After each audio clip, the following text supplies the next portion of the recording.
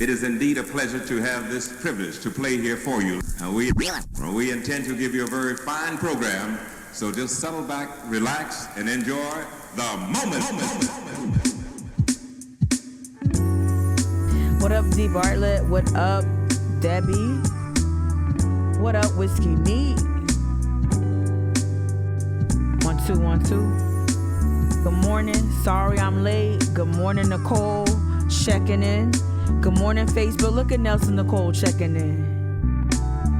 Good morning. How y'all doing? Y'all, I ain't got no makeup on. I ain't got no brows. I ain't got no color corrector. I ain't got no pressed powder. But you gonna get this hyperpigmentation in these dark circles this morning. All right, so let me jump into it. As was teased, we're gonna talk about the protest that took place last night. I was not a part of the protest efforts that were mounted last night. I do know that our local Black Lives Matter leadership, Marcus, and a host of other folks, and other organizers mounted a protest effort last evening, and I also know that Pastor Dixon and I believe Justin Hunt and Sharia, they were vocal and out in front of cameras yesterday afternoonish, giving their take on the Wilson decision. So we'll jump into that, but we got a lot to talk about. We're going to talk about Ed Buck, because I know some folks been sleeping on that. You'll be sleeping on that because it involves black men, black queer men. So people might be sleeping on that. We're going to talk about Ed Buck. We're going to continue our talk about mental health, black mental health. We're just going to be sprinkling that in very regularly, forever. We're going to talk about, we're going to get back in that Wayback Machine. So yesterday, y'all put me on to something. So around the time of the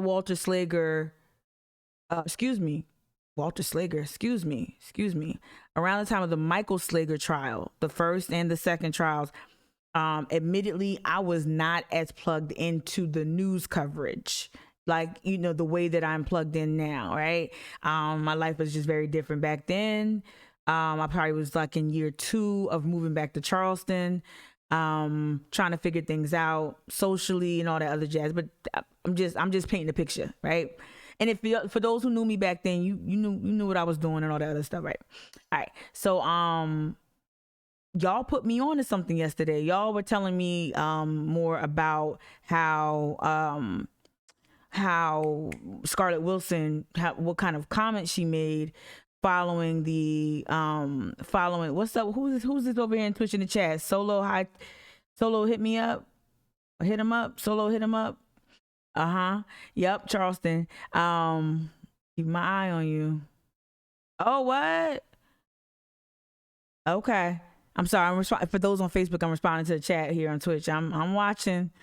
All right. So, y'all put me on to some of the comments that Solicitor Wilson made regarding Walter Scott, and it caught me off guard. I never read it. I never saw it. And so shout out to my secret squirrel sources that helped me find some more information. We're going to get into that as well. And just talk about that and talk about the rhetoric. Good morning, Denise, and good morning, Meg over here on Twitch. Good morning, Anna Marks. On Facebook. So we're going to talk about those, her decision making and how that informs the present. We're going to also continue to talk about what accountability looks like from the Black community. In terms of the Black community's had this really interesting, I'm using the word interesting, but I'm going to say problematic relationship with Scarlett Wilson. And it's actually emblematic of a lot of relationships that Black people, either ambitious, political figures who are trying to climb a ladder, or just people who are trying to carve out their own lane, be it as an activist or a prominent voice. One thing I don't think it's unique to Charleston. I have to stop doing that. It's not unique to Charleston, but I will say it's so pronounced here because Charleston's so small, and like everyone knows everybody, and so it feels a little bit more intense.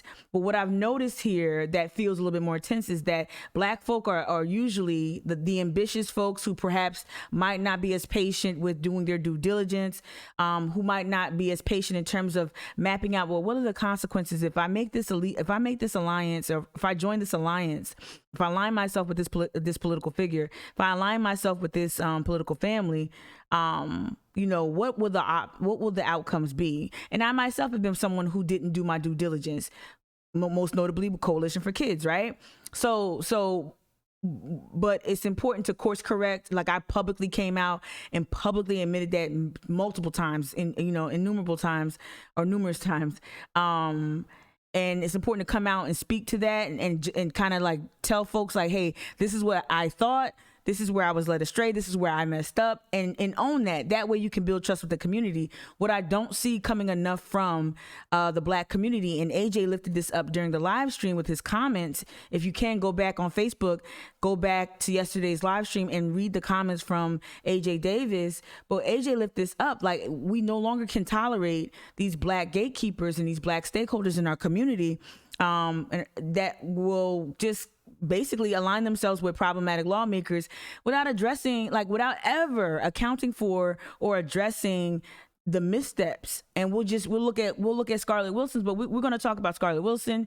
We're going to talk about in future streams, I'm sure we'll talk about the school system again, right? We'll talk about the Ben Navarro, Anita Zucker, Coastal Foundation. We'll talk about West Edge. We'll talk about a number of powerful either entities or political figures who have co-opted Black, who have made it a point. And I know I'm about to hurt. I know I'm about to look. Y'all know this. I'm not for candidates, right? I'm not for candidates.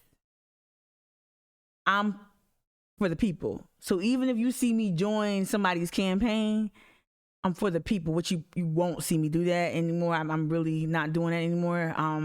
Trying to really figure out how to work with candidates like a Mia McLeod or a Ben Pogue, people who I want to see in office, really trying to figure out what my role needs to be within those campaigns. But you won't see, and look how hypocritical I am. Look how hypocritical I am. And I always said that, hoodies aren't endorsements. This shit is cozy. But like, I went to the fish fry. That fish fry is iconic. But in all seriousness, y'all know hoodies ain't no endorsement. In all seriousness, I want to better navigate my relationship and proximity to political campaigns and elected officials, because maybe some folks can identify with this, especially maybe people who identify as women, ladies, girls. Have y'all ever dated somebody who you really, really, really, really, really, really, really like? Have you ever dated someone you really like, but you couldn't really trust them completely? Like, so you don't really claim them on social media. You don't really take them to the cookout. You just tell like your one real good friend is going to keep it on the low because you can't trust him. You don't know if he's out there doing dirt. You don't know if he's just, people going, like he don't keep a job. Like something about that person you can't trust all the way. And then like the one day you post a picture of you and the dude or you and the person, they humiliate you. They get, somebody said, oh girl, he married to Stacy over there from Johnson. Like, he married to this girl over here in this other city. Or girl, I used to date him in high school. Did you know he went to jail for tax evasion? Like, as soon as you post that, hey, me and Raheem, we in love. As soon as you post it, right? Good morning, Courtney. They embarrass the shit out of you. Don't get mad. That's candidates. That's candidates. I'm going to use a lot of dating analogies with politics because some of y'all not hearing me when I'm talking statistics, right? When I'm talking editorials and da-da-da-da. Some of y'all don't hear me. Maybe y'all hear me with the dating analogies because as soon as you post, yo, I'm all for Elizabeth Warren. Then you hear her go out on the mic, I'm a capitalist. I love capitalism. Capitalism is my jam. I'm like, oh, shit.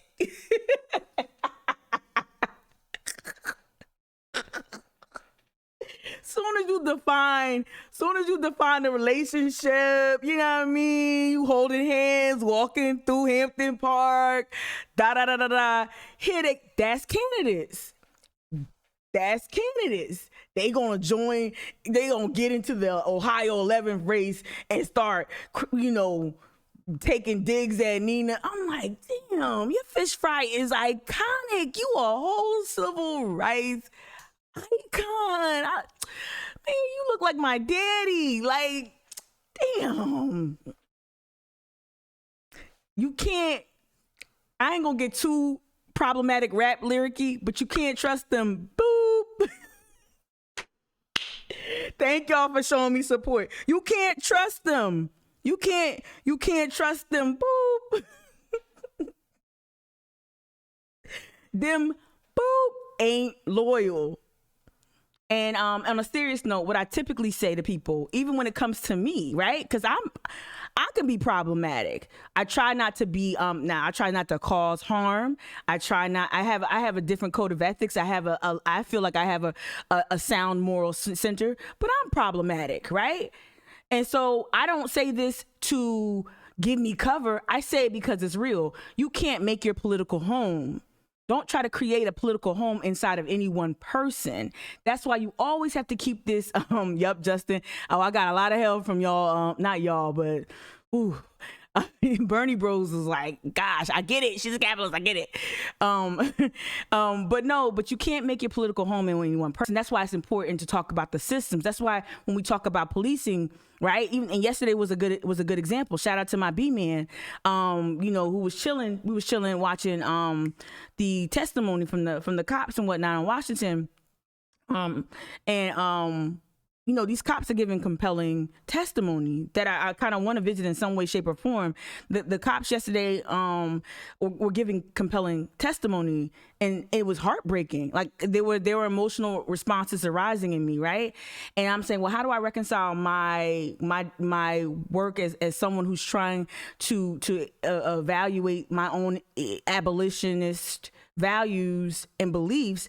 How do I reconcile that with what I feel, right? And the answer, the most immediate answer that I arrived at for me at the moment was it's bigger than that, right? These like you wanting to abolish this carceral system has nothing to do with this man, and it doesn't one doesn't discount the other. Wanting to dismantle the carceral state and also acknowledging someone else's humanity and what they went through, what they experienced, especially when that violence was white supremacist violence, right? And especially when that violence was domestic terrorism. One doesn't cancel out the other. And one thing I try to do too with that is, again, not make it about the individual. So just try to bring it home. So y'all know, if you come here, all my friends, I got a lot of friends, followers who are political operatives, right? Who are political operatives. I myself I get calls all the time. I do work all the time, right?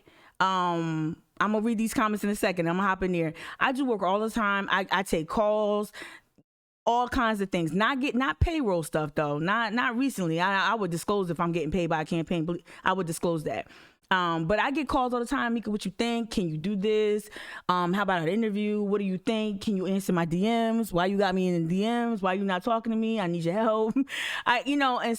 So for me, I'm still trying to evaluate those relationships and figure out how I can talk about the systems without necessarily being a surrogate. An endorsement too. Like, I don't want to endorse anymore. I don't want to endorse anyone anymore.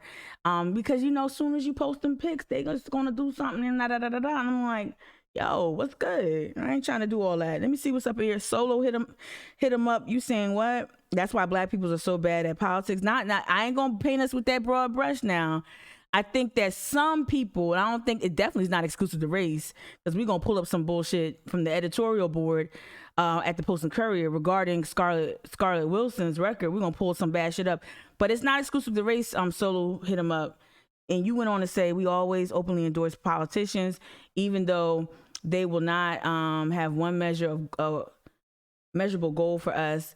But we will put up Biden flags, Bernie shirts, and vote. I do think we have to that point, right? So I think there's some agreement there that it's more important that, to me, it's more important to galvanize people, to get people information, good, solid information on candidates. I think the way the way a League of Women Voters goes about it is because the way they're structured, they have to be nonpartisan, right? I think the way the League of Women Voters goes about it is the way I think we all need to go about it. Let's try to listen to viable candidates, not no Trumper that's out here talking about, Black Lives Matter is a terrorist organization. Those are not. I hate when these nonprofits literally entertain terrorists or hate mongers who just happen to file their election papers, right?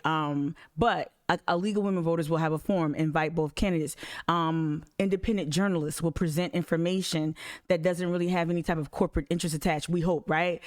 So my goal is to bring information. Now I'm going to add my commentary to it. So that's one thing, but I do want to at least point people in the right direction to get some really solid information and sound reporting, whatever it is, whether it's a local grassroots voice like Fernando, right? Or whether it's another kind of voice, right? So that's how I'm trying to engage with it more. I might not always get there, but that's the goal. So I'm saying good morning, Greta. Good morning. Good morning, Ray John, if you're watching. Hey, Jonick James. All right, good morning. So let's get into it. We're going to talk Scarlett Wilson. We're going to talk about the protests, Black mental health. Yesterday's Ed Buck. Yesterday's testimony from the law enforcement officials. And I will say this is one caveat. When it comes to discussing or revisiting the testimony from the officers, that was, again, emotional, compelling, heart-wrenching, acknowledging all of that, right? These are men. Shout out to that Daniel Rogers dude. Like, that Daniel Rogers, I know that people are like, ooh, yeah, Dunn said this and the N-word, and that was really emotionally charged, and the whole Hitman soundbite was like news corporate media gold, right? But Daniel Rogers, to me, was spitting bars, ether bars. But we're going to talk about that and really try to subtract the hero worship that the media tends to try to, like, the story isn't about the individual cops and hero worship. The story should be more so like, how did this happen, who was responsible, and getting every ounce of information from all those impacted, all those involved, all those present, getting as much real conclusive information about what really happened and how it happened.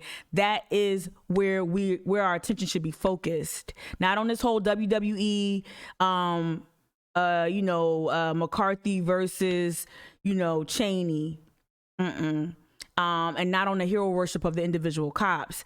Because we also see that while these men have stepped forward, a lot of them even alluded to this explicitly or indirectly, their unions haven't said shit. The Fraternal Order of Police hasn't said shit. In fact, many police unions have endorsed Trump, and many active police police officers participated in insurrection. We know that we had people from South Carolina, potentially law enforcement. We know at least there was a picture in the paper, there was a picture taken. I can't remember if it was with a publication or somebody posted it, but there was a picture taken of someone wearing a city of Charleston police patch on a Kevlar vest, protecting protesters here in South Carolina and Columbia. There was a right-wing event way back, and that person was wearing a City of Charleston Police Department patch on his Kevlar vest as he was fully masked because he's a coward, and protecting right-wing insurrectionists at a rally here in South Carolina, right? I posted that months ago. It was in my DM. Shout out Nick, right? So we know that while we can get caught up and swept up on these police officers, I also noticed that Dunn was wearing a thin blue line sash over his badge. So this man is talking about being called the N-word and all this gritty testimony, but yet you're wearing a thin blue line sash over your badge. And so that's a complicated, for me, I couldn't reconcile that. And I said that in real time. Shout out to my B-man who was sitting here watching it with me. I said it in real time. Like, that's really difficult for me to reconcile. This black man is talking about how these people saw him as just the N-word, but yet you're wearing a thin blue line, and that has roots in white supremacy. Like, seriously, it's literally the response to Black Lives Matter, right? So just reconciling those things and trying to get away from the hero worship, especially hero worship of Liz Cheney. Y'all, let me just say this. Liz Cheney is a whole ass Obama birther. Okay, she voted with Trump, 90+% of the time? Miss me with that, I got a conscience in 2021. So I'm not, Liz don't impress me for just what? The bar is so low that her not lying makes her a hero. She ain't no hero. She ain't no hero. She just had a line. She just couldn't go on as far as because there's no bottom. We seen that. Now you see them blaming Pelosi, blaming everybody but themselves and Trump. You see there's no bottom. They're vilifying the cops. Tucker Carlson is vilifying the one black cop, the cop, Officer Dunn. There's no bottom. These men got their heads bashed in. These men sustained extraordinary physical abuse.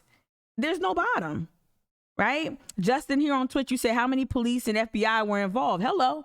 We already know that because they didn't elevate all those, even Parler, the problematic app Parler was like, yo, something about to pop off. Told the FBI how many times? And what the FBI do? Right? Right? Let me get here. Let me just read Ray Jean. It says, Ray Jean, I'm just going to go back. I don't know how early this comment was made, but I'm just going to read it. Ray Jean, you say, I think people like you who have a clear vision for what politicians should be focusing on need to be key figures in the campaign strategic teams. Look at you. Look at you. I said the same thing, but they don't let me in the room, bro. They don't let me in the room. Ray Jean. Sometimes they don't let me in the room. That's it. And then AJ, you say the FOP has been one of the most political entities in recent years, right? One of the most problematic unions. Police unions have never ever been called out in the same way that teachers unions and other labor unions have been called out by white conservatives. Tell it like it is, because they know, right? Right. So let's try not to do the hero worship. Compelling testimony. Take it in, watch it. I will continue to watch it. It gave me chills. It gave me goose pimples when they actually played back footage that was captioned. The one cop with the neck tat, you literally hear someone says, "I've got one," and they were trying to get his weapon, trying to kill him, and he's yelling back, "I've got kids." Right? Sustaining. That's all gut wrenching. But let's try to not make the hero worship is going to be problematic. It's going to trip you up. All right, Whiskey Neat, 100% the bar is so low, right? Thank you, Nicole, for the compliment. I'm trying to be more clear today. I'm less emotional today. Okay, police unions are the worst, says Jessica here on Twitch. Police unions are the worst of the worst. Propping up the scummiest bottom of the barrel cops, trying to keep them in their jobs.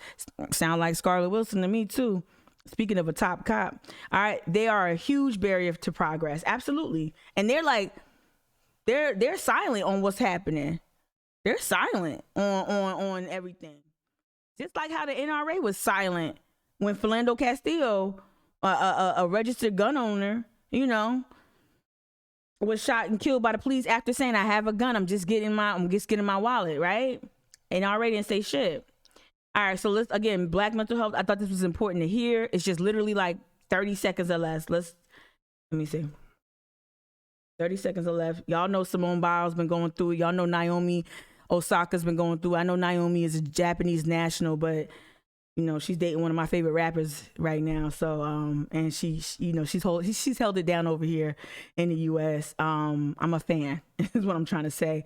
But I'm loving I'm loving how these athletes, especially Black athletes, have been talking about mental health and challenging, and just challenging people's perceptions of what mental health looks like and how it manifests, and how some folks should just ease up. Megyn Kelly, ease up, let people heal, especially elite top tier athletes. But let's go. I say put mental health first, because if you don't, then you're not going to enjoy your sport and you're not going to succeed as much as you want to. So it's okay sometimes to even sit out the big competitions to focus on yourself, because it shows how strong of a competitor and person that you really are, rather than just battle through it. No. That's right. If it was a broken leg, nobody would say shit. And like somebody tweeted yesterday, this girl done performed. Now you don't do what Simone Biles can do. You don't get to that level without so much sacrifice mentally and physically. And she's done performed with, she's competed with broken body parts, with broken toes and other types of injuries, and still shown up and literally has been the best in the world for how long? And as she said it herself, she calls herself the granny of the team. She's been doing it so long. You know how gymnasts are usually very, very young. She's already done all the things. Like how can you top the top of the tippy top? She's got so many elements named after her. They changed the scoring system because she's just so far ahead of everyone else. So to me, I cared how she performed, but I didn't care about whether or not she brought home another gold. I'm like, the trials themselves were amazing. Right? Ooh. All right. So I wanted to play that. So just honor mental health. Especially again, when we talk about Jamal Sutherland, make sure we talk about mental health. Make sure we talk about, how that's criminalized, especially when it's Black people suffering, right? Let's get into the protest from last night. Let me see. So what I don't like is when WCIV and WCBD News 2, I don't like when they publish clips without context. I don't like that. I think that leads people to believe a certain thing, especially when you only put the footage that's just a bunch of people running.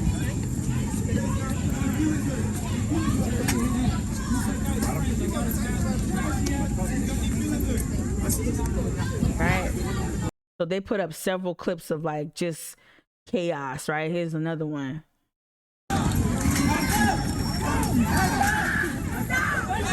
Nope. No caption, no context.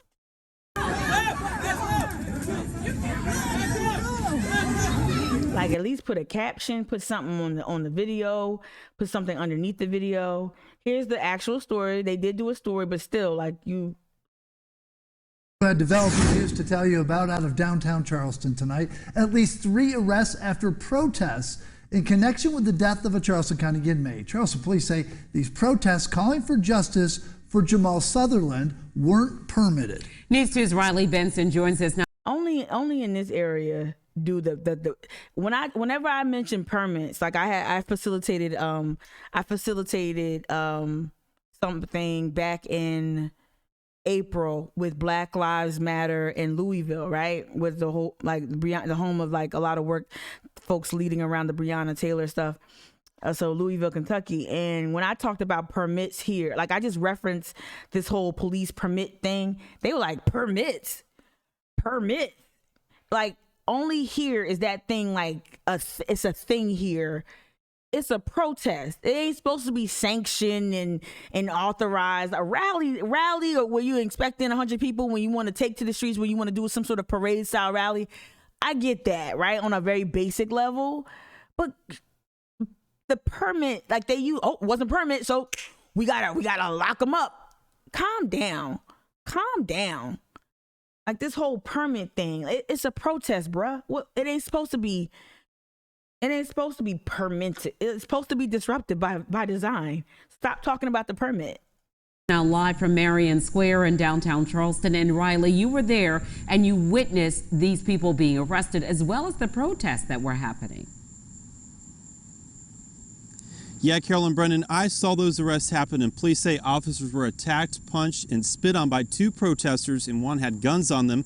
The event's organizer was also... Whoa, that's the interesting detail. Why is he out in front of the old on Lockwood? Why he go there? Charged for not having a permit. This comes at the end of a day of people speaking out on the death of Jamal Sutherland.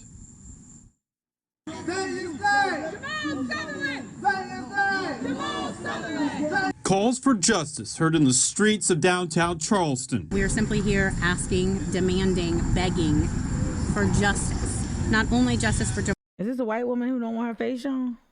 Sutherland, but justice for everybody in this community. Hours after activists say Ninth Circuit Solicitor Scarlett Wilson failed Jamal Sutherland's family by not charging deputies involved in the death of a Charleston inmate. Scarlett Wilson right now in Charleston County, she's 0 for 4. Now activists calling for major reform and change within the sheriff's office in answers for a family left without their child. Justice in this case, justice for Amy Sutherland, justice for that family, and justice for our community means that someone gets charged and tried for murder. Pastor Thomas Dixon says the blame goes... Or, as we said yesterday, shout out to my Secret Squirrel source, or assault and battery of a high and aggravated nature. Reckless homicide could have been a charge. And, what was the third one? Reckless homicide, assault and battery of a high aggravated nature, and, I'll figure it out. Y'all probably either drop it in the chat or I'll figure it out. But yeah, there were at least 3 options we talked about yesterday. The other one escapes me. Yeah. Beyond the deputies, to their supervisors, all the way to Sheriff Al Cannon, and ultimately on the hands of Solicitor Wilson. Culture that was shown to Jamal Sutherland that day was the result of the training and what was allowed on their watch over the years. A demand for change, hoping to be heard by those who can enact that very change. Beg of everyone to continue to push for justice, continue to push for equality, continue to do the right thing. No justice! No peace! No justice! No peace! Now, Brendan Kellen, we are working to learn more information on those who were arrested tonight. And of course, you can count on us to have the very latest over on our website. That's counton2.com. For now, reporting live in downtown Charleston. I guess downtown, nowhere near where it happened, but I got you, Riley. I know you had to do work.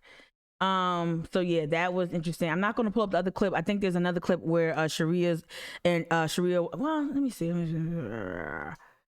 Let's see. I was up early. Let's see if we can get. Let me not be lazy.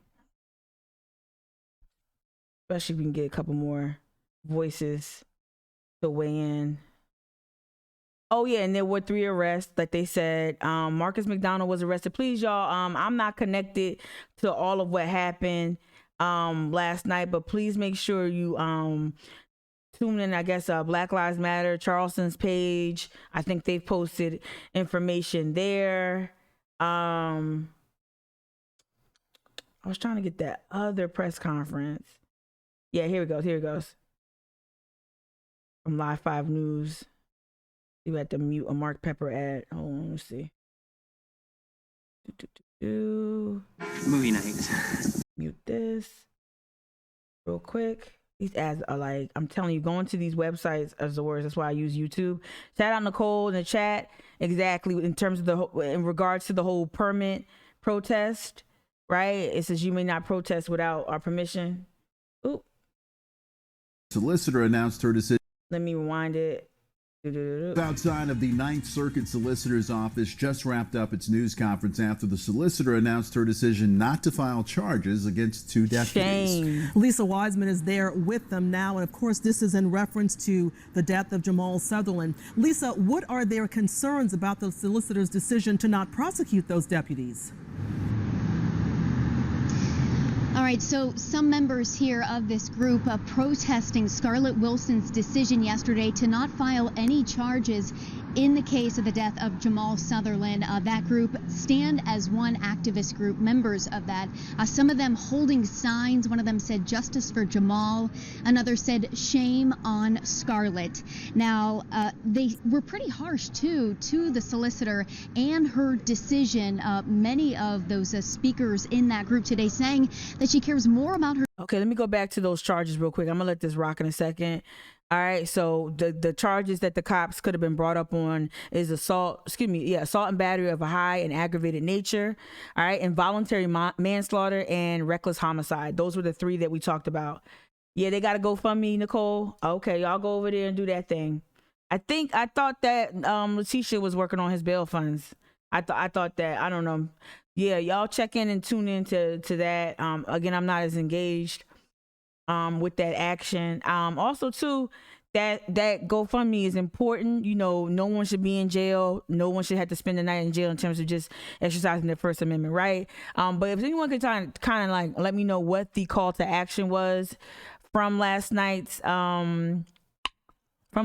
action. Was there a call to action? Was there another layer of, yeah, I'm being a little bit of a big sister this morning.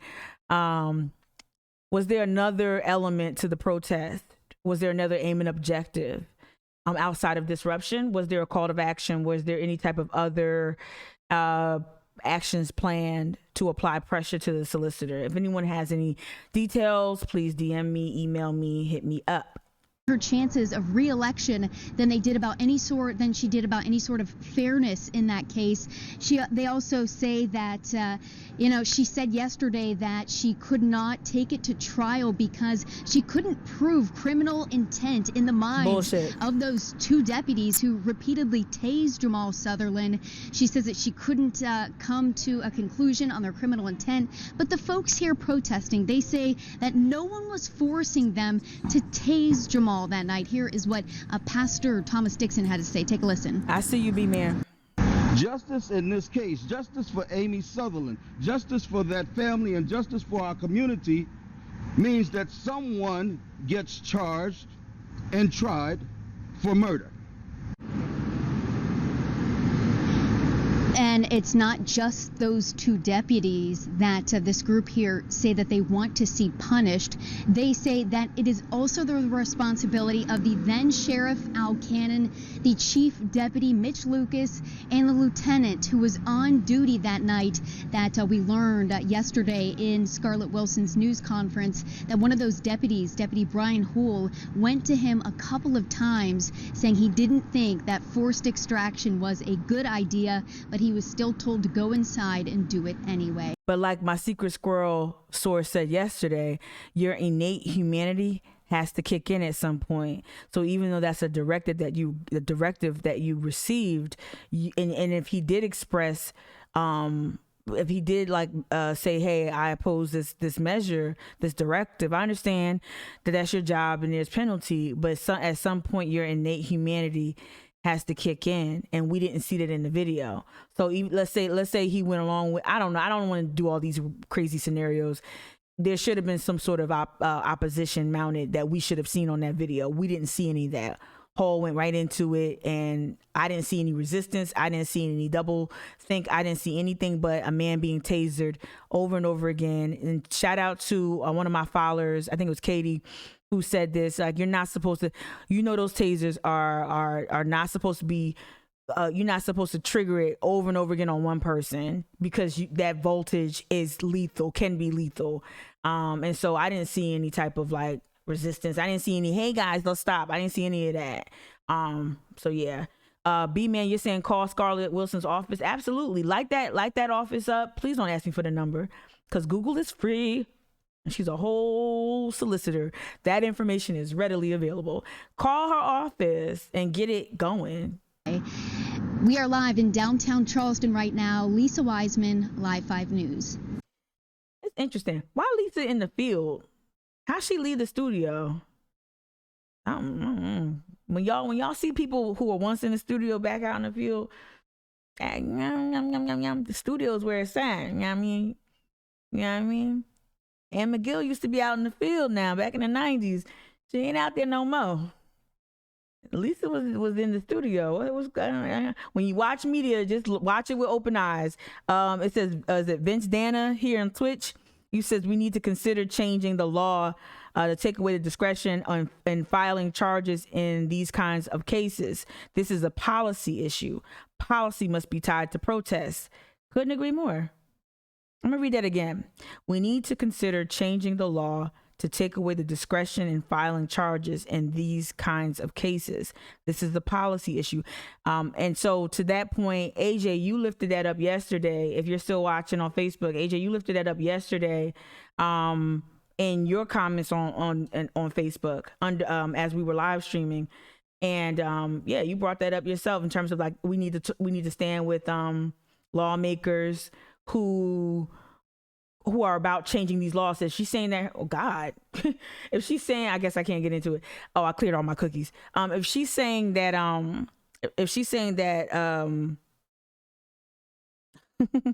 that her hands are tied, then we need to get a lawmaker in there that can change that policy. Thank you, Vince Dana. Thank you, AJ, for that.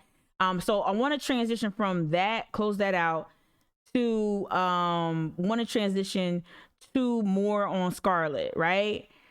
I want to transition to more on Scarlett, and to that point that AJ made, right? AJ was saying that we need to start holding certain black gatekeepers in the black community who do the bidding of a Scarlett Wilson. We need to make sure we that they're shunned, right? We need to make sure that they're held accountable. We need to make sure that, you know, we ask them questions like, yo, you know what happened? You know her record, you know her track record, and you still feel comfortable endorsing her? Look at Tori over here, right? Look, you got both summies up here. You got, you know, little bear and big bear, right? I don't know every black person on this poster, y'all. I don't know. They probably fine people, very fine people, right? But we got to start taking a closer look. Like, y'all really feel comfortable with this lady? And this was the last election. You feel comfortable? You feel? I don't know everybody on this poster, but this is from the last election. Y'all feel comfortable? Y'all think her record in the black community? Wearing, right? 2 council people right here. Y'all feel comfortable with her representing, you know, with her, you feel comfortable with her record in the black community?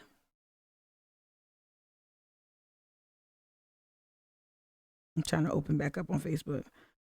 All right, I'm looking at thank you Meg on Facebook for dropping Scarlett Wilson's phone number, 843-958-1900. Make a jingle out of it. 843-958-1900. Y'all like that? Right? All right, so we gotta take a look. We already know what Lydia Cotton's about. Lydia Cotton is the most pro-cop Latina I know. Seriously. She's so pro-cop, it's like kind of scary. She's so pro ice in your face. I don't understand. Being proximate to power is not worth all that, boo. So we gotta take a look at that, right? So let's take a look at this. Oh, nope, not this. Go back. Let's take a look at, here we go. So shout out to y'all again who put me on to last year. Look at you. Y'all already put it in the chat over here in Twitch. Shout out to y'all who put me on to Scarlett Wilson's, like something she said in the past, something she's done in the past. And this was like, I literally yelled, oh my God. This is why I don't have makeup on this morning. It's because I was stuck here like slack-jawed, right? Slack-jawed. Yeah. All right. So this is from the original Slager trial that resulted in a mistrial. So the assertion from my secret squirrel law source was she threw the case intentionally. So she not only blamed Walter Scott for his own death, she was throwing the case. And so what we see, I'm trying to establish a pattern of behavior, at least between these 2 high-profile cases. What we see is a woman, and this happens a lot. I need y'all to really embrace this and understand this. This is actually a tactic. This is what they do. How do I look like I'm doing something while doing absolutely nothing? And in some instances, how do I give the illusion of advocating for those who were harmed? Right? How do I give that illusion while also helping that blue wall of silence, while also helping law enforcement? How do I know this person did something really messed up, and I know how it looks. I know the general public it looks bad ever since the Faden Santana's video came out. I know it looks really bad. This man got shot in the back and he lied in his police report. I know that's true, but how do I still protect the cops while trying to acknowledge that, right? Right. And it's a game she's playing. This was when I used profanity yesterday. No, I don't regret it. I used it because that was my emotional response to what I perceived as evil. This confirms her evil tendencies. And when we don't call a thing, when we just think, oh, well, she made a good faith mistake. Oh, no. This woman was playing with fire. This woman was literally taking this dead man's life and throwing it in a trash heap. This woman is dangerous.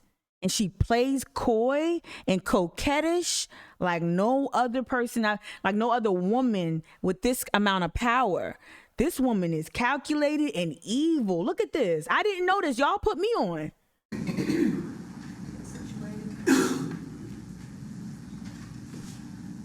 And mind you, she knows the whole world is watching. She knows the whole world is watching this.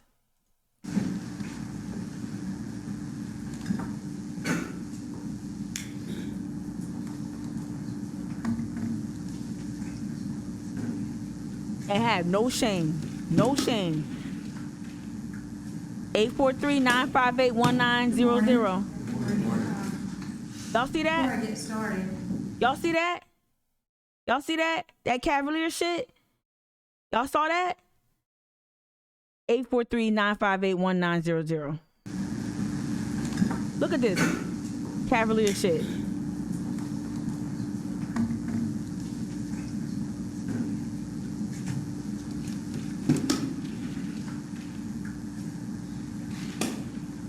Good morning. Before I get started, let me reiterate one thing the judge said. Thank you all for being here. Y'all saw how jury selection works. We know this isn't an ideal situation for y'all to be in, that you're missing out on work and family and things like that. We're going to do everything we can do to keep this as efficient as possible.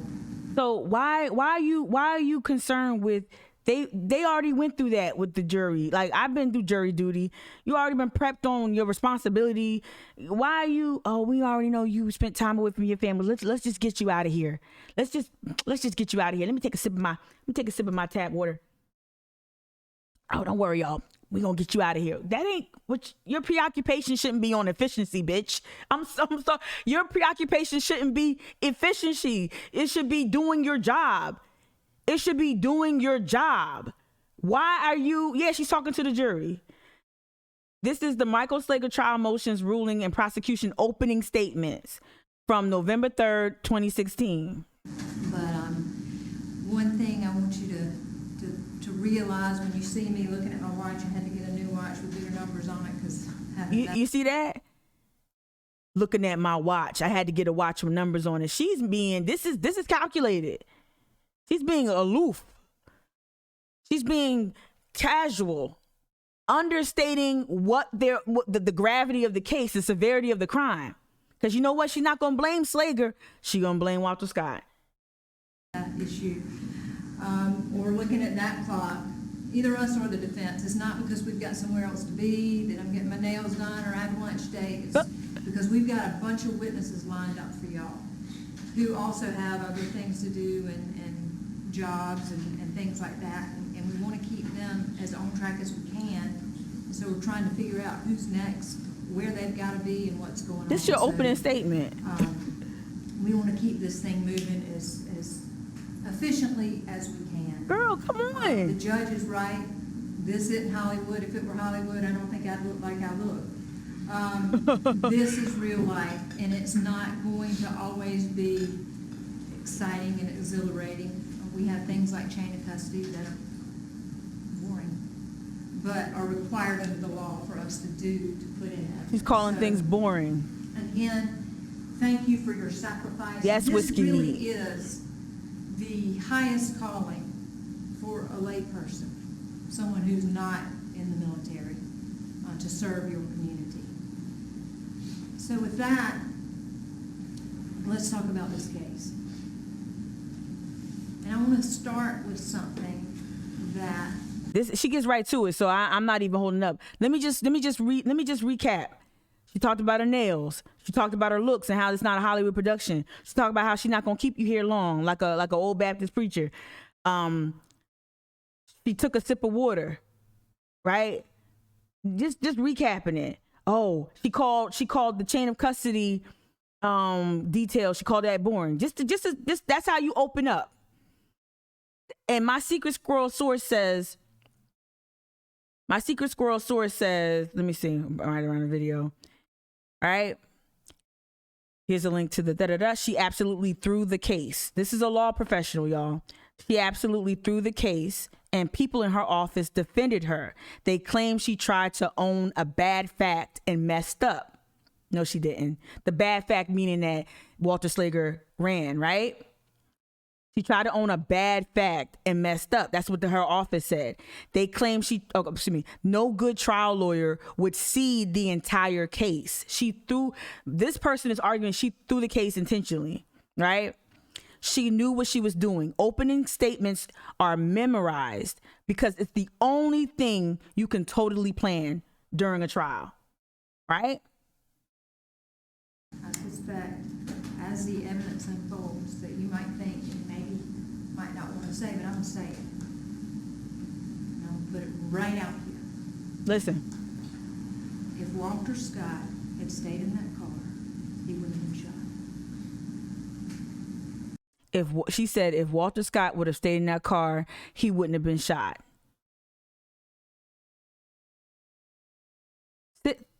I'm pausing for effect right now.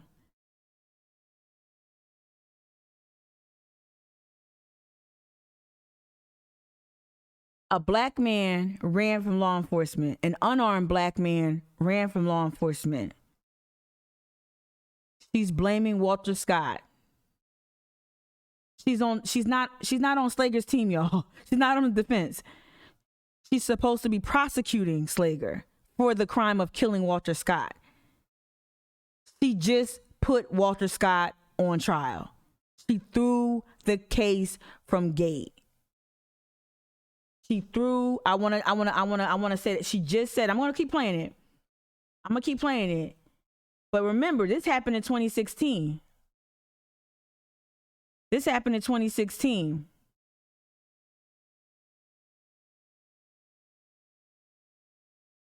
And yet we had all these brothers and sisters, these council people, endorse her anyway. If Walter Scott had not resisted arrest, he wouldn't have been shot. He paid the extreme consequence for his conduct. For his conduct. He lost his life for his foolishness. His foolishness. We're here today, and for the next few weeks, 2 weeks, to bring accountability to Michael Slager. How the hell can you say those two things? How the hell can you just blame the dead man and then point to Slager and say, we're here to prosecute this man? Are you serious? Are you serious? Y'all, I did not see this. I did not see her performance. I did not see this in real time. I did not know I knew she was a trash bag filled with hot garbage juice. I knew it. I did not know how that trash bag filled with hot garbage juice had holes in it, maggots in it, a stray raccoon is in there. I did not know she was this fucking filthy. I did not know she was this fucking deplorable. I did not know she was this fucking despicable. This woman should have never even had a chance against Ben Pogue. Oh my God. And then she ran with the little bag, the $5,000, the $10,000. Those are what the bags usually are. Hey, you want to be on my campaign as a strategist? You want to be a consultant on my campaign? You want me to give your niece a consultant job on my campaign? We got $2,700 here. You got $4,000 here. And also too, we'll call you for every press junket, and you'll be right behind me whenever all the news cameras is on to give the illusion of that you got proximity to power. She came with her bags to some of these black people. And also, you also saw a lot of black lawyers on that endorsement poster. So you know what that means. You know what that means. The cahoots is cahooting. The serving up of the black people to the wolf is real. The cahoots are cahooting, y'all. Trash bag filled with hot garbage juice, holes in that trash bag, maggots, flies. For his choices, for his decision to go. So the man, like, make it make sense. Make it make sense. Let me read more from my secret squirrel. And admittedly, I don't have Facebook open, so I'm gonna go back to the Facebook chat in a second. But I asked my secret source to help me contextualize what the fuck I just watched, right? And then so they go on to say she plays this all shucks pseudo reformist, right, on TV, but in reality, she only cares about winning elections, protecting cops, and putting people in cages, right? So when she came out with Luther Reynolds a few months ago or last year, talking about, oh, we gonna fix the use of force, we gonna change the use. She even said it recently this week on Monday. She said she mentioned the use of force stuff again, right? That's her pseudo reformist stuff, right? Whew. This law professional goes on to say the family deserves so much better, okay? Then they go on, and I asked them, I said, well, why? Tell me, help me explain to me, why would she throw that case? Because, that ended in a hung jury, so, a mistrial, right? And I'm like, well, why would a prosecutor, why would the top cop want to throw the case? I couldn't reconcile the strategy, right?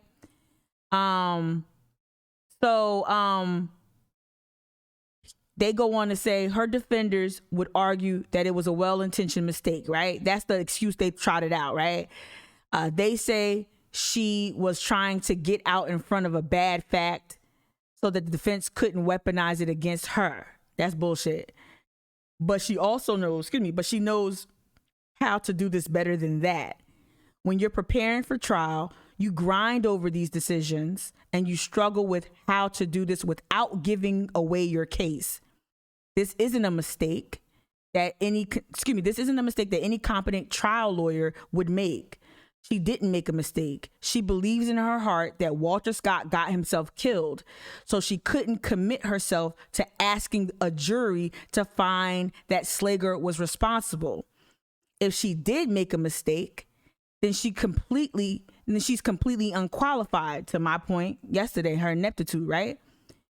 I've seen her in other trials when her heart is in it, and it's nothing like this one. They go on to say, it's wild what goes on in that office. It's wild what goes on in that office. I think there's a lot of room for a close relationship between organizers in this space. And okay. Hold on. I get like Ron Burgundy sometimes, y'all. Y'all put it in front of me. I just start reading like Ron Burgundy and don't stop. Some stuff is private. Some stuff is confidential. Let me see.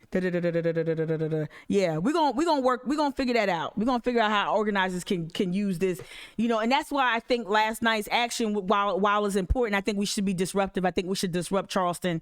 I'm gonna quote Cliff Albright: "We should be ungovernable in this time right now in history, and we should be unruly." Right? That's my word. So protests are important, but there needs to be another piece where there's an analysis made, and also there are certain charges being levied at her publicly. If you're going to commandeer a camera, if you're going to commandeer a mic, have something really potent to lay there, right? And it's really hard too. It's really hard to do that. It wasn't a mistake, y'all. It wasn't a mistake. Let me get back to Facebook. It wasn't a mistake. She knew what she was doing. Let me get back to Facebook. All right. Let me see what comments is over here. All right. Now, Nelson Nicole, you shaking your head. She did this with Jamal Sutherland case. Yep. Stating, everything. Right. Good morning, Crystal Campbell. You're saying she has to go. She definitely does. Black lawyer equals black vote. She thinks. Oh, it gets worse. Greta says, oh, it gets worse. Yes. I'm going up. The prosecution is making the case for the defendant. Absolutely. That's why it resulted in a mistrial. Right. Greta, your emoji usage, Greta Anderson, your emoji usage is I endorse, because that's exactly the emoji I would use, y'all. It involves a singular finger. So yeah, just want to let this like,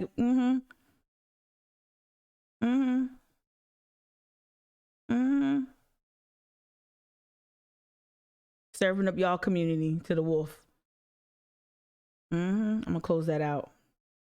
All right, let's transition as awkwardly as we have to. I wanted to take a look at the headlines, because again, yesterday's national news was huge.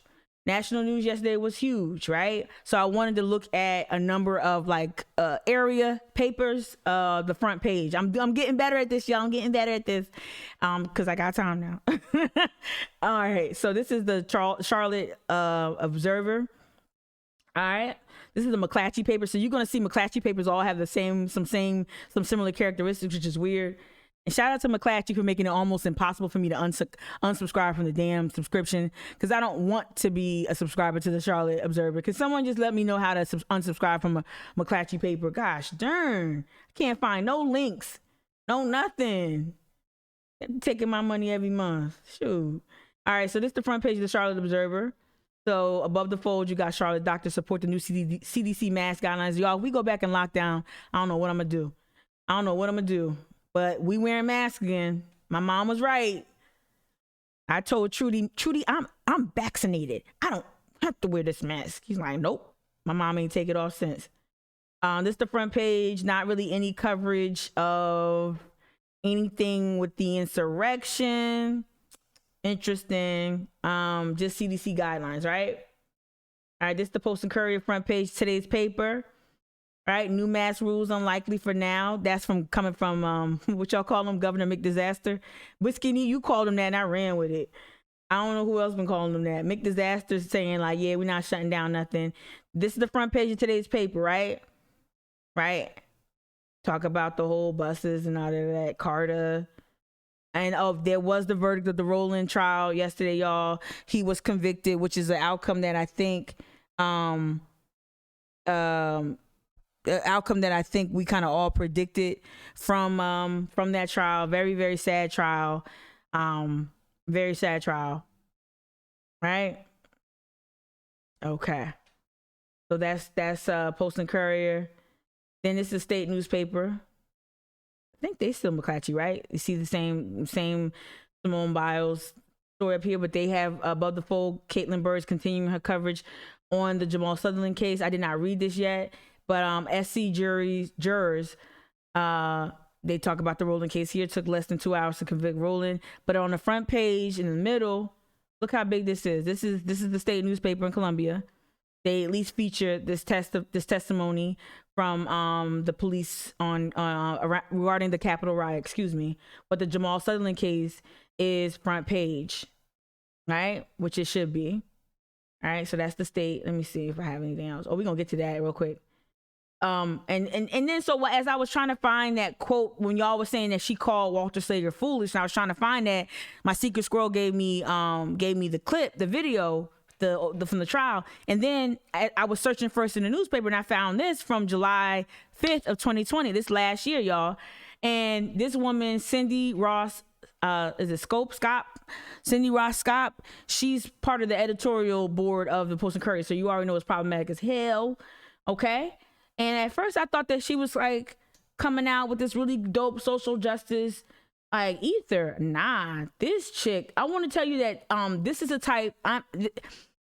So she was doing that work. Her defenders that my secret squirrel was mentioning, the defenders came in all forms. Her office, Scarlett Wilson's office, and also this is how the Post and Courier uses editorial staff to this is how they weaponize the editorial staff and give you opinions like this is the worst.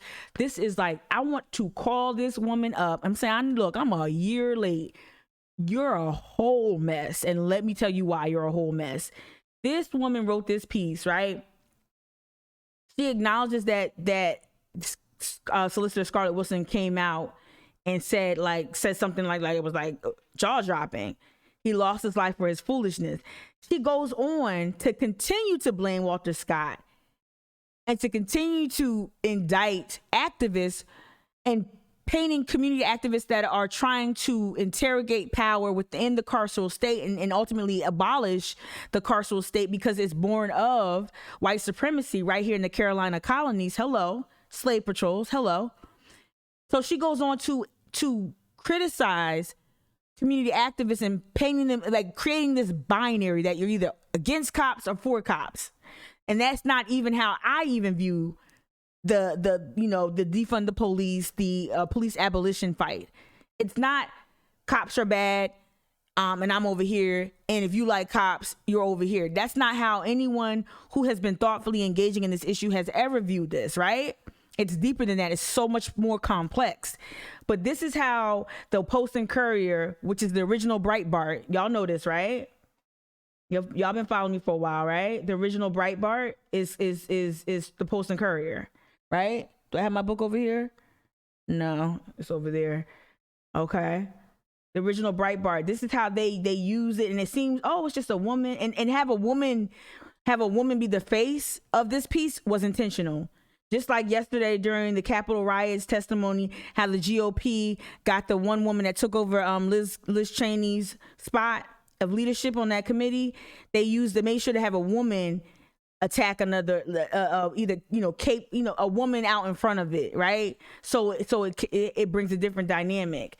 So she goes on in this piece and blames, now I read this from top to bottom, she blames Walter Scott, she blames protests, she acknowledges how, George Floyd was gruesome, but we need to know why people run from cops. And I did it yesterday. I still think it's sloppy. Justin, you gave me a break.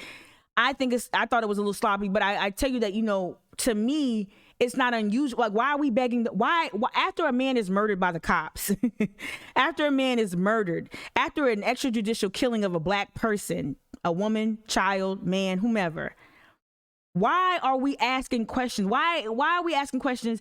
Why did he run? When we know for a fact, shoot, you could take it back to black and white movies. Cops are in hot pursuit. People who might have either a record or may have committed a crime, they run from law enforcement. I don't understand why that's even a question. And then she goes in and says that most people who run usually did something bad. Like, I've run from the cops. I ain't did shit. I've run from the cops at rallies here in Charleston.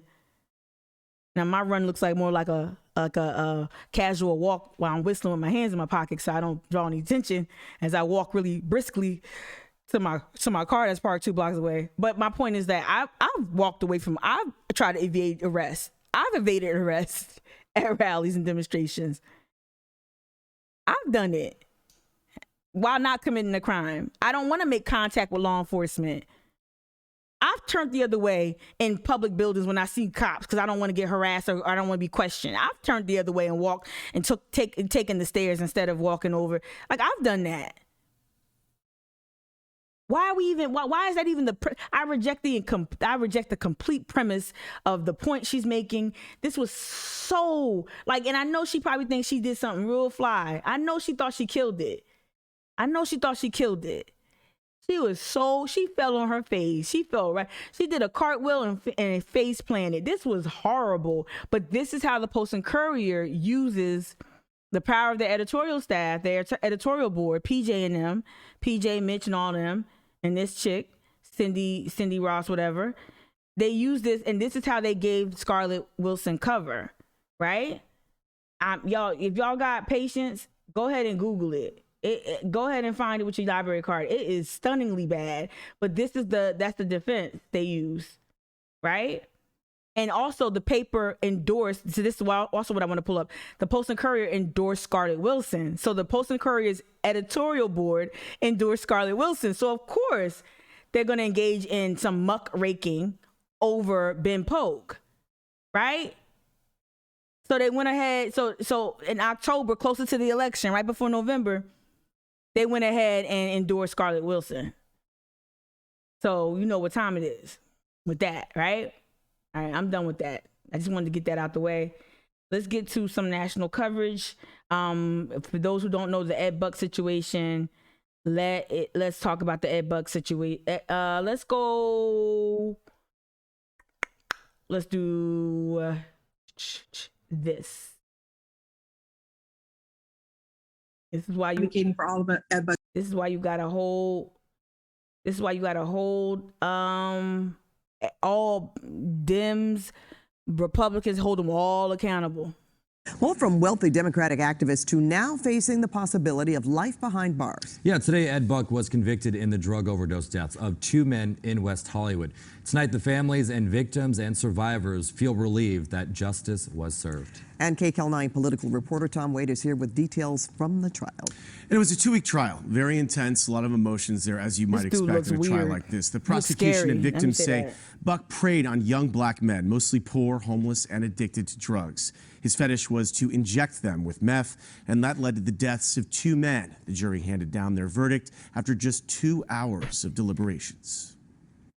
There were loud cheers. Jasmine Canick describes the reaction when the verdict against Ed Buck was read. Canick, a political strategist and community activist, was also a fierce advocate for the families of Buck's victims, Jamel Moore and Timothy Dean. Was I advocating for Timothy Dean and Jamel Moore's families? Absolutely, but also advocating for all of Ed Buck's other victims, because he was intentionally going after men who were unhoused, who were vulnerable.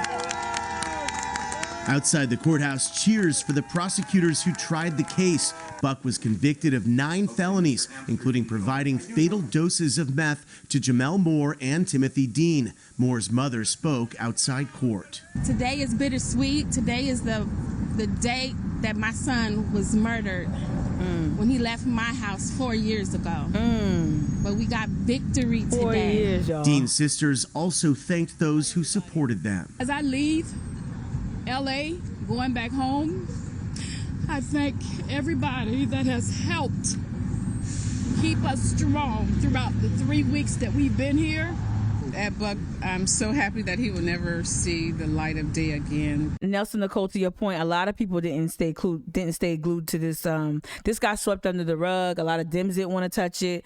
I'm going to get to Roland Martin's coverage of it.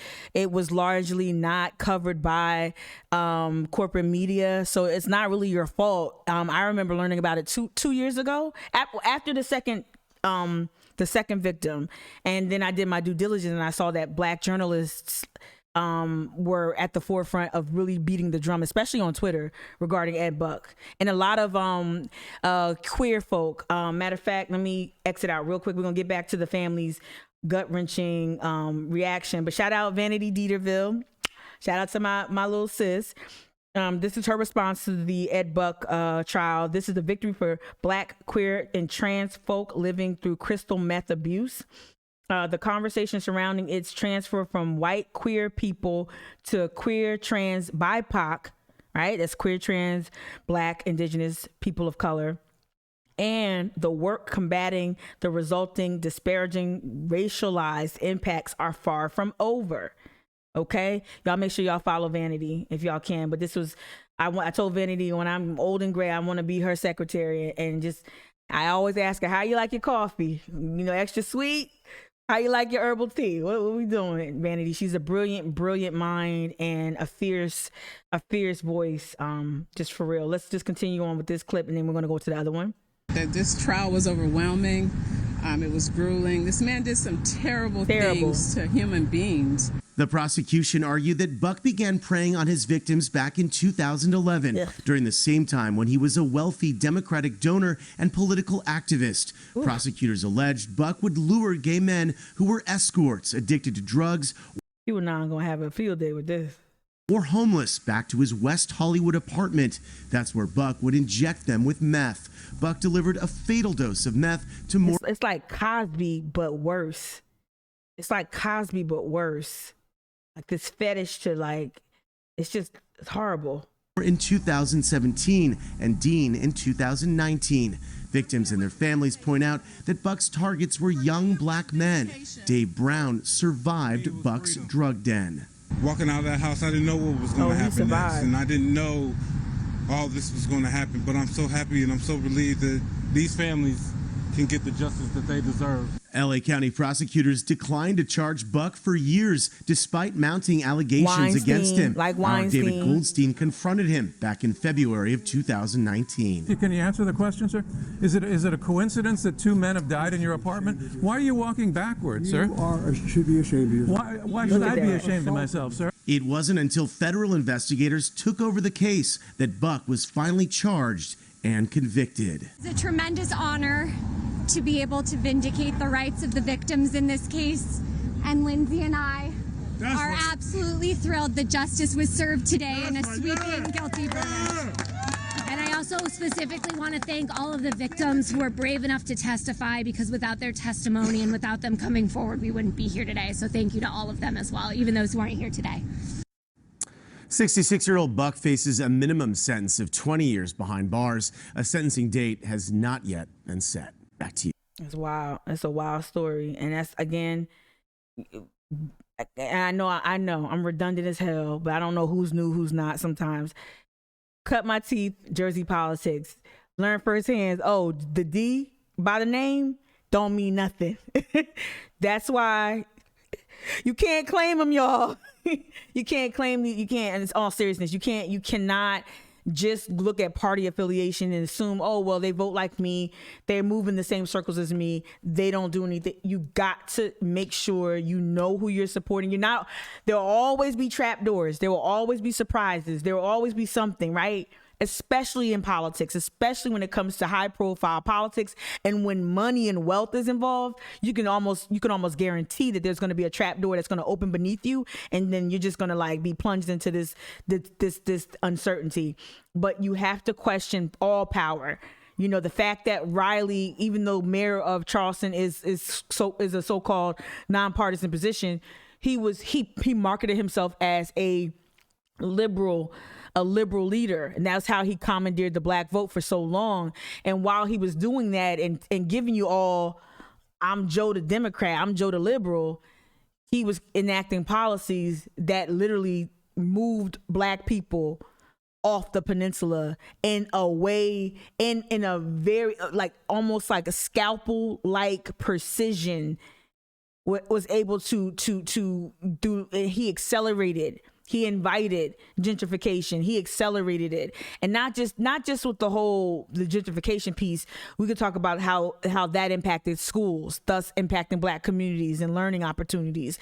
We could talk about his proximity to some of these privatization efforts. Talk to his proximity to Scarlett. We saw him in the middle, right? So you supporting Scarlett Wilson, and she's conservative. She ran on the Republican ticket, right? She's a Summie sycophant. So how liberal are you, right? You have to question power. Power cannot go unchecked, and it damn sure don't need to be in office no damn 30 and 40 years. That's ridiculous. Don't need to be in office more than, I don't know. This just endless terms, right? So again, I just want to give some more black coverage of black voices weighing in on the Ed Buck, and then we're gonna move on really quickly. Let me see which one I want. This is kind of early on, I think. Let's do this one. Let me rewind it. Yeah, this is rolling recent. We were one of the first national outlets that gave voice to folks like Jasmine Koenig, who was trying to get the attention about white Democratic donor Ed Buck, who would invite gay black men to his home and then feed them drugs. Jamal Moore was the first young man, 2017, died in Ed Buck's apartment, but media, other folks did not want to pay attention, so he continued. Then Timothy Dean died in 2019. And so it was finally with that where the attention then began. They got picked up. Jackie Lacey, who was then the DA in LA, would not prosecute Ed Buck, was moving way too slow. Well, just like the Weinstein case, when the DA wouldn't prosecute Weinstein after they got him on tape. After they caught him on tape. He was indicted on the federal level. Today, Ed Buck was found guilty of multiple crimes for the deaths of these two brothers in his West Hollywood apartment. He was accused, again, giving them drugs during sexual encounters. He was found guilty on 9 felony counts. including 2 counts of distribution of controlled substances resulting in death. Folks, the charges carry a mandatory minimum of 20 years in prison. That means the 66-year-old Ed Buck, who had given a ton of money to... That's a hard 66. That 66 is... That's a hard 66. What's the word I used yesterday? Dehydrated? So check out Roland Martin if you want to know more. Let's go. I'm gonna run past 9 like I did yesterday, and we're gonna go back to yesterday's coverage of the committee hearing, right? On the insurrection committee hearing. This is the Black News Channel. Is that what the name of it? BNC? I think it's Black News Channel. This is Mike Hill, formerly ESPN Mike Hill. And Representative Adam Kinzinger. Mike Hill got a lot of chapstick going. Shout out Mike Hill though. Kinzinger was the latest to be added to the hearing. That happened yesterday. Our DC correspondent, Bothie Yimam, is inside the Capitol, as I said, right now. And we've been talking about it for the last 5 minutes, but what exactly is the goal for today? Good morning, Mike and Sharon. That hearing, I want to just point out, is taking place very close to where I'm standing right now. Pretty quiet out here in the Cannon Rotunda. Just media here setting up for that 9 o'clock hearing. But that's a good question. What is the goal for today, Mike? And the goal is really to inform the public about what these officers went through. We know that more than 100 officers were injured on that day. Today, we will hear from 4 officers, 2 Capitol Police officers and 2 Metropolitan Police officers. Okay, so that was just some framing for y'all, right? Want to make sure we lift up black journalists' voices, right? And then we want to go in. Let me see which one. Let's go with Roland. Again, let me rewind it. These white domestic terrorists who destroyed or tried to destroy this country with the insurrection on January 6th. Today, the special committee began their hearings with explosive testimony from police officers who were impacted. Here is some of what took place today in the nation's capital. As an African-American law enforcement officer, can you give us this committee and those who are watching, how you felt defending the Capitol on that day, being called at and seeing the symbols. Again, powerful testimony from each and every officer here. It's hard for me to reconcile seeing this brother wearing a thin blue line sash over his badge as he's, and of course he spoke very highly of his profession and of his colleagues. But very hard to reconcile that with his testimony. Again, to me, this is a conversation that needs to be broadened and not be reduced to just hero worship, right? No one should have had to go through this. No one should have been exposed to this type of violence, this type of white supremacist terror at all. No one, be it a cop or civilian, elected official, no one, D or R, doesn't matter. And so it's important to hear this testimony to talk about the details of what happened so we understand and get to the bottom of what happened. But I just want to acknowledge, as an abolitionist, there are parts of watching this that I found difficult, just in general. Of the Confederacy going through the Capitol at the same time. Yes, sir. Thank you for your question. To be frank, while the attack was happening, I didn't view it. Yes, Nicole. And I wasn't able to process it as a racial attack. I was just trying to survive that day and get home. When I did have a moment to process it, I think that's in the rotunda where I became so emotional, because I was able to process everything that happened. And it was just so overwhelming, and it's so disheartening and disappointing. I see you, Anna Marks. In a country, that's crazy. People like that. I see you, Anna Marks. That attack you because of the color of your skin, just to hurt you. Those words are weapons. Thankfully, at the moment, it didn't hinder me from doing my job. But once I was able to process it, it hurt. It hurt. It's over his badge, so it doesn't transfer. It doesn't translate on this screen. But that's the sash. It's a black sash, but in the middle is a blue line. Yeah, she just probably can't see the color contrast. But it's when we were watching it on this behemoth over here, I could make it out. Just reading it now and just thinking about Thank you, B-Man. That people demonize you because of the color of your skin. Yes. When my blood is red, I'm an American citizen. I'm a police officer. I'm a peace officer. I'm here to defend this country, defend everybody in this building, not just the members, all the staff, guests, everybody.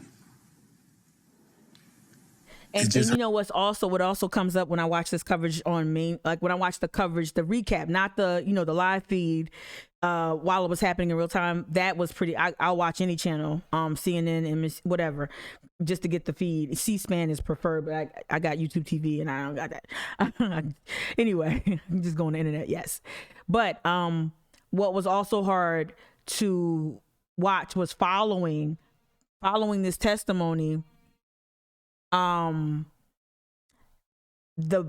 took a lot of Dunn sound bites. They took a lot of Dunn, and also the other cop, I didn't know his name, but the other, I think Latino cop, they took his sound bites, and they started trafficking in that thing where, let's listen to the person of color talk about being called the N-word. Listen to the person of color talk about being assaulted by white supremacists. Like, there's a real sick preoccupation with just focusing on the egregious act and less on, like, I don't know. They went for the soundbite, which I get it. You want clicks, you want eyeballs on, you want to make sure you're getting the most salacious parts of the coverage, I guess, if that's the direction of the newsroom, if that's the priority of the newsroom. But that's not the story to me. The pain and suffering, of course, I need to hear that. I hope I don't sound like I'm contradicting myself like Scarlett Wilson, but I'm just saying, like, there's there's like an overemphasis on, like, oh, you were called the N-word, because these statements were all prepared. You also, more than likely, there was some assistance given to the officers to be prepared. There were certain things highlighted and told that they were led to include certain details, and that would play well. Like this, that's not, like, all of their statements were just impressive, and they were well prepared. And so I just hate that we get kind of caught up, and then now, he suffered this thing. Let's he suffered this thing, but, like, let's talk about how many failures, from within his police department, failures from the leadership in that building. Let's make sure we get back to that. Let's not try to make Liz Cheney a birther, a literal Obama birther who questioned Obama's citizenship. Liz Cheney, a whole birther who voted 90%, almost 99% with Trump. Let's not keep making why are we doing the hero thing when we need to talk about who failed them and where? And you can hang some of that responsibility on Liz, because Liz, if you contributed to that Tea Party fanaticism that has now grown into something way more, mutated into something so worse. So she up there pointing fingers. You was there in the beginning, stirring the pot. So, like, the hero worship is what they're gonna push onto you. How do y'all resist that when you watch corporate media? How do you resist that urge and stay inquisitive, stay curious, stay hungry for more details and facts, right? How do you also stay hungry and curious to find coverage that isn't corporatized, right? Sometimes that's why legacy media is floundering right now. Or it's not what it used to be, and that's why there have been so many other voices that are important, that are credible, that you might need to seek out. It hurts that we have people in this country that result to that, regardless of your actions and what you desire to do to make a difference out there. I don't expect everybody to say. It's disheartening. So we came close to the terrorists. Our line was divided, and we came under attack. A man attempted to rip the baton from my hands, and we wrestled for control. I retained my weapon after I pushed him back. He yelled at... To me, his testimony was the one that got me the most. You're on the wrong team. Cut off from our leadership, which was at the front of our formation, we huddled up and assessed the threats surrounding us. One man tried and failed to build a rapport with me, shouting, "Are you my brother?" Another takes a different tack, shouting, "You will die on your knees." I was at the front of our group and determined we had to push our way through the crowd in order to join the defense proper. So I began shouting, "Make way," as I forged ahead, hoping that I'm clearing a path for others behind me to follow. However, as I looked back, I saw that the rest of the group came under attack and were unable to follow. On Twitch, Dr. Claw77, you said the veneration of Liz Cheney is the classic white liberal move, inviting more foxes into the hen house. Hello. The crowd attempted to physically bar the rest of the platoon from following. Thank you, Rajon. I backtracked and started pulling the Thank you, Rajon. That's a high compliment coming from you on Facebook. Thank you. I appreciate it, brother. Terrorists off my team from their backpacks and their collars. Around this time, one of the terrorists who had scaled the scaffolding that adorned the Capitol at the time threw something heavy down at me and struck me in the head, disorienting me. They all implicated the Trump supporters, and they all used language that called a thing, but I felt Daniel Hodges did it consistently over and over, and like did it most consistently. He consistently called them terrorists. He consistently, and he's the one that you saw screaming for his life, being wedged between the wall and the door, screaming with his lip busted. That's him. And like, he's the one that calls a thing over and over and over again. And I think that's why his testimony to me, in the portions that I watched, portion of his testimony to me was just, it stuck with me the most. I suspect this resulted in the likely concussion I dealt with in the weeks after. Concussion, busted lip. Another man attempted to disarm me and my baton. And again, we wrestled for control. I'm gonna fast forward to see if Roland provides some commentary, because that's the reason why I'm playing it. Is that you hear black journalists contextualize some of what we just heard. Of course, Republicans were complaining about the committee, saying there was no bipartisanship. Keep in mind, they're the ones who refused. Yep. They voted against a bipartisan panel. Nancy Pelosi. That's the thing. Like, we got to call them out. Like, the foolishness is just ridiculous. They block the bipartisan effort that was mounted earlier. You block the shit out of it, McConnell and them, right? You block it, right? And then you say this is not bipartisan when it has Liz Cheney and old boy on there. Like, and you wanted to put Jim Jordan on there. This dude is just a whole hot mess. There's a special place in hell for Jim Jordan, right? And like, no, you complaining. It's just they know they lost this one, but they are fighting very hard. I'll give it to them. Those are zombies that you're gonna have to double tap. This is a very bad week for them optically. And if you want to put they don't care about history, y'all. For those who say, oh, they're gonna be on the wrong side of history, they don't care about that. They don't care about that. Calhoun didn't care about that. Wade Hampton didn't care about that. They care about money, power, and that's it. Not even respect. Money and power. They don't care about being on the right side of history. They don't care. They're wealth hoarders, power hungry wealth hoarders. They don't care about that. But they had a bad week. They're having a bad week. They've been trying everything and nothing is sticking. You blaming Pelosi. That don't work. There were no tourists. What, Pelosi don't cover security in the building? And there were no tours supposed to be going on. No tourists, right? Because of the pandemic. So y'all can say, oh, it was just a regular tourist day. But no, how was it a tourist day when there wasn't no tours allowed in the building? Like, everything they're trying doesn't stick. And so they're having a horrible news day. No matter how much you hear Tucker Carlson go crazy or Laura Ingraham go crazy, they having a horrible news week. A horrible news week because they sound convoluted. Opponent, a couple of Republicans, Representative Adam Kinzinger, as well as Representative Liz Cheney, they eviscerated the folks who were making excuses for what took place on January 6th. But man, I sure wish Congressman Jim Jordan, who Nancy Pelosi refused. Rajon, on Facebook, you said, look back at the congressional hearings from the Iran-Contra affair. I don't have high hopes. You ain't lying with that one. That's a good reference. That's a real good reference. I see you, Nelson Nicole. To accept on the panel had to sit there and listen to those cops and then deal with that. But that's what you're dealing with. And so great job by Congressman Benny Thomas of Mississippi, who is the chair of the committee. Also, he's the chair of the Department of the Homeland Security Committee. All right. So just giving you that. All right. I'm going to go ahead. I think that's all I want to talk about. Did I cover all my bases, y'all? Did I say anything that I didn't cover? Iran-Contra. Yup. Jessica's agreeing with you, Rajon, over here on Twitch. Yep. This whole crew is A++, right? So yeah, we talked about, wasn't this funny, y'all? Wasn't this funny? This was hilarious. Are you a pedophile? Are you a pedophile? Are you a pedophile? This is my type of disruption. Are you a pedophile? During the first. So this is Marjorie Taylor Greene, her dumb ass, and Matt Gaetz with his pedophilia. I can't even say the whole word, but he's a pedophile. At the worst, he's or a sex trafficker. This is where I'm gonna give away a little bit of the game for free.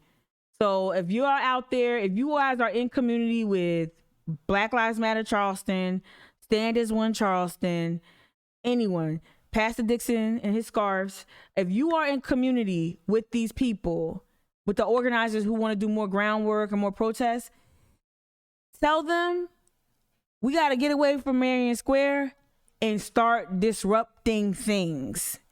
Okay? We need to start disrupting city council. You call me for that one. I sign up for that. You need to start disrupting county council. You need to start disrupting if the mayor gonna be out there trying to cut a ribbon somewhere. You need to, wherever there's a camera, that's where y'all need to be. Y'all need to be up there, rolling out there with signs and asking questions and chasing them off. Marion Square is cool, but you need to come with signs, with a specific message, with disciplined protesters, right? You need to have a plan, an action plan. Stop organizing these things in 10 to 12 hours on Instagram. Get into a physical space somewhere safe. Turn your phone locations off. Turn that shit into a brick. Get your Cricket. Get your Boost Mobile. Get your Walmart, whatever. Turn them things on. Get on Signal. Talk there. Encrypted app, WhatsApp, whatever. Y'all got to organize off the gram and Facebook. Get in a room and figure out strategic disruptive measures. That's the game I'm gonna give you for free. Y'all need to either find subversive ways to disrupt peace and harmony here in Charleston, or y'all need to come up with some real ways like this. Let me run it back. The next time the mayor want to cut a ribbon, this y'all. This should be y'all. Are you a pedophile? Are you a pedophile? Are you a pedophile? Are you a pedophile? Scarlett Wilson steps 1 foot out her office. You exonerating killer cops? You exonerating killer cops? You want to exonerate killer cops? You said that Walter Scott deserved to die. You said that Walter Scott deserved to die. You said that Walter Scott deserved to die. You said that what? Constantly. She stepped that one Dillard's patent leather pump out her car to get into her building. Don't touch her. Just ask her questions with a mic and a camera. Don't touch her. Ask her. She over there having lunch south of Broad. You support killer cops. You keep supporting killer cops.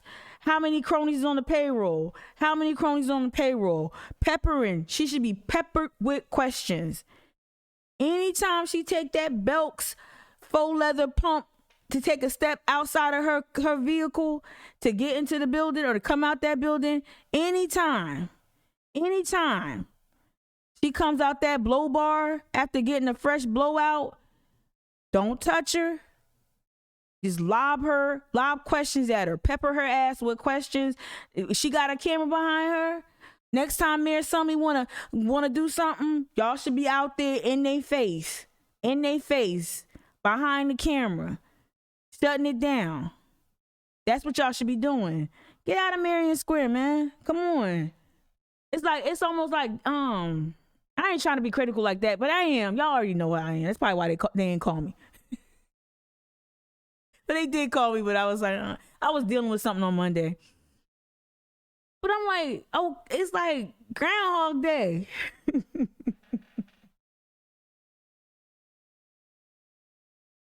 It's like Groundhog Day. Right? Right? Let me see if anybody agrees with me. Am I being like too curmudgeon-y? Yeah, like a sitting duck, right? If that, yeah, I don't know. You put your hands on his back. Are you a pedophile? During the first day of hearings in the House Select Committee regarding the Capitol riots, lawmakers, GOP lawmakers like Representative Matt Gaetz, Marjorie Taylor Greene, Paul Gosar, Elise Stefanik held a press conference in order to deflect from the wrongdoings of the Republican Party and, of course, the provocations coming from Donald Trump. So yeah, they tried to come out and get in front of the issue, right? And so you know they're gonna do this shit, and protesters shut that shit down, right? The next GOP event, right? What Drew McKissick out there doing? Get some of your white allies, get in there, get a ticket, get in there and disrupt that shit. Pop up. You know cameras is in there, right? Like, and that takes planning. And it's okay. We need protests after some news break. We need that. But we're doing the same thing over and over and over and over and over again. Man, just get escorted out. You're gonna get escorted out of that. You probably ain't even gonna get arrested if you bought a ticket to something and you just disruptive. They're gonna escort you out. Pepper them. Pepper these lawmakers. These people who are providing cover to murderous cops. Pepper them. Don't let her get her TJ Maxx, dress suit. Don't let her, take one step in that polyester. Like, make her as uncomfortable as that suit is making her. You hear me? That's all I'm gonna say. Ain't nobody saying nothing on Twitch, so I'm gonna be silent. Maybe I lost people. I don't know. Go ahead, y'all. I love my protesters. I love my young people out there. I really do love. It really does come from a place of love. I want y'all to be free. I want y'all to keep being better and showing up. But yeah, it's kind of sometimes it's whatever. All right, I'm gonna leave it there. Y'all take it easy. I will see you tomorrow, and then Friday is I don't know. But thank you for watching, and thanks for all the positive feedback on Facebook and on Twitch. I'll be uploading this later on YouTube. Thank you, D Bartlett. I don't know. I'm tired of talking myself, but thank y'all so much for y'all support. All right, so you hear and you agree. Okay. All right, y'all have a good, it should get sunnier later, so y'all have a good Wednesday. Take care. Thank you for your support, all right? Bye.